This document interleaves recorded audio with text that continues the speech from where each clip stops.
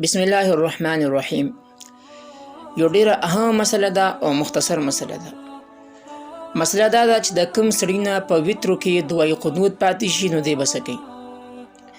دویمه دا چې د کوم سړي نه په وترو کې دوای قنوت هم پاتې شي او سجده سهو ته هم پاتې شي نو دی بیا څه کوي. د لومبۍ خبر جواب دا دی چې په وترو کې دوای قنوت پاتې شي نو په قاعده اخیره کې د تشهد نه بعد او د درود شریف نه مخکې د یو طرف ته سلام واړي او بیا د دوه سجدې وکړي او د هغې نه پس د بیا تشهد، درود شریف او دعا بیا سلام. اوس دویمه خبره دا ده چې د کوم سړي نه په وترو کې دوای قنوت پاتې شو او د نه سجده سهو هم پاتې شوه او یې نه کړه، نو په وخت کې دننه د دې لمونځ اعاده کول یعنې دوباره کول په دې سړي باندې واجب دي. او که ده ونه کړل نو د وخت نه بعد د دې اعاده کول بیا مستحب دي.